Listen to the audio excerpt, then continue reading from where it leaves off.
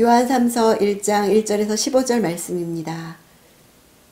1절 장로인 나는 사랑하는 가이오에게 편지를 씁니다. 나는 진리 안에서 그대를 사랑합니다.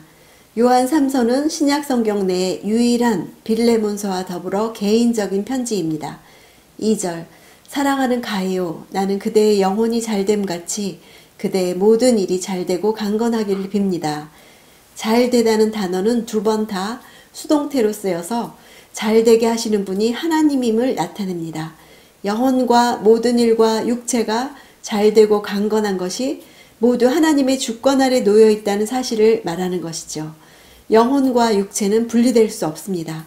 우리가 잘 아는 이 인사도 영지주의를 염두에 둔 말이라는 것을 알 수 있습니다.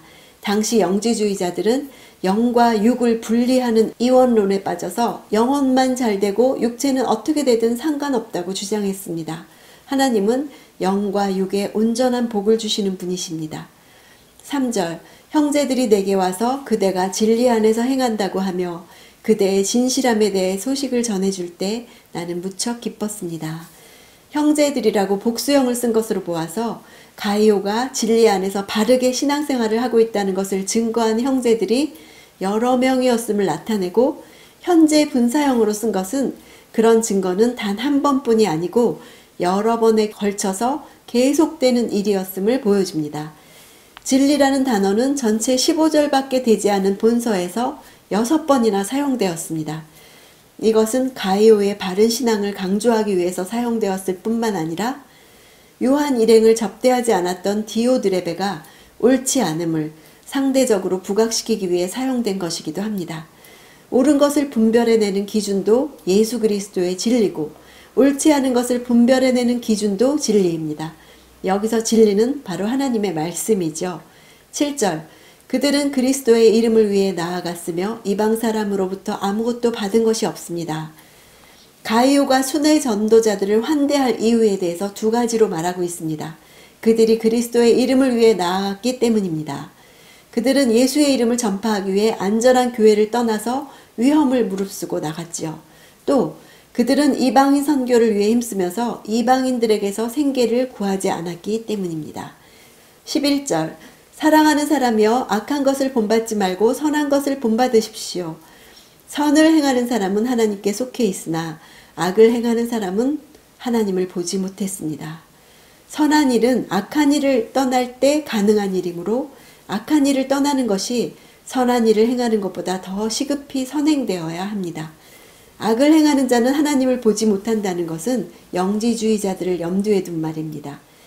영지주의자들과 더불어 그들에게 미혹되었을 디오드레베는 자기들만 영적으로 하나님을 본 신비 체험을 했다고 떠들어대면서 성도들을 미혹했던 것으로 보입니다.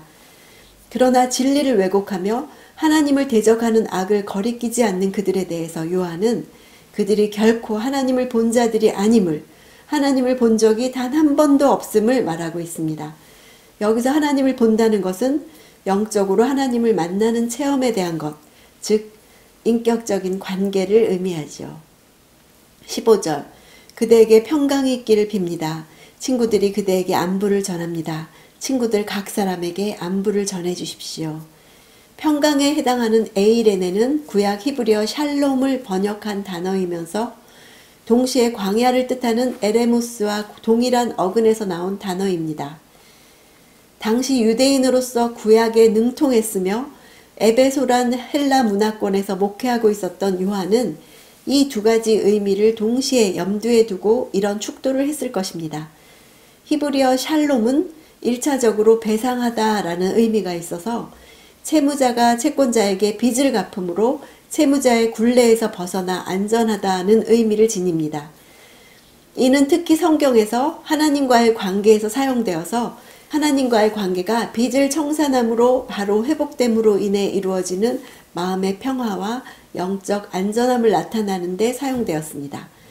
헬라어 자체의 의미를 보면 광야와 같이 소란함이 전혀 없고 적막감이 감돌 정도로 고요한 마음의 상태, 완전한 평온을 나타냅니다.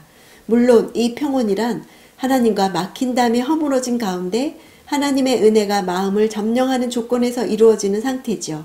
이런 평온을 지니고 있는 자는 외적으로 미혹하고 요동케 하는 어떤 소리에도 흔들림 없이 고요함을 유지할 수 있으며 진리 안에서 견고하게 나아갈 수 있습니다. 요한은 이러한 평강을 가이오에게 축원하고 있습니다. 우리에게도 이런 평강이 간절히 필요하죠. 외적으로 요동하게 하는 많은 일들 가운데서도 하나님으로 인해 고요함을 유지하기를 원합니다.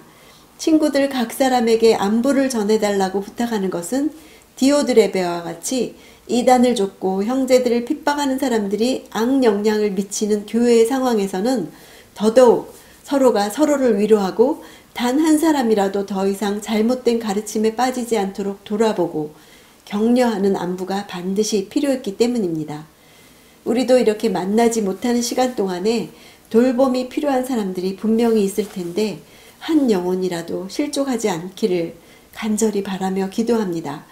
얼굴과 얼굴을 마주대하고 안부를 물을 수 있기를 기대합니다. 외적으로 요동하게 하는 많은 일들 가운데서도 하나님으로 인해 고요함을 유지하는 하루가 되기를 원합니다.